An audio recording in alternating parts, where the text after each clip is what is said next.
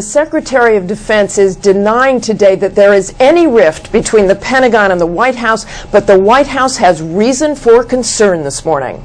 Overnight, another U.S. service member was killed in a war the American people are watching closely.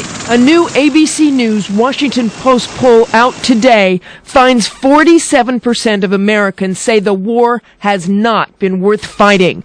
Ask about sending more troops to Afghanistan. Americans are also sharply divided. 47% say yes, 49% say no. But now that Afghan President Hamid Karzai has agreed to a runoff election on November 7th, President Obama is facing more pressure to send the additional forces that U.S. Commander in Afghanistan Stanley McChrystal and other military leaders want. The longer we delay to send the necessary additional troops, the longer it will be that our troops are unnecessarily in danger, in my view.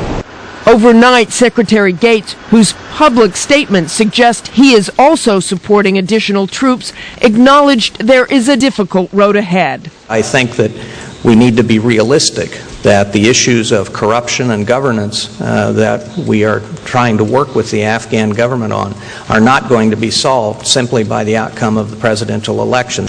Karzai's decision to allow that runoff election was brokered chiefly by Senator John Kerry after days of negotiations, ending with a dramatic walk around a mosque.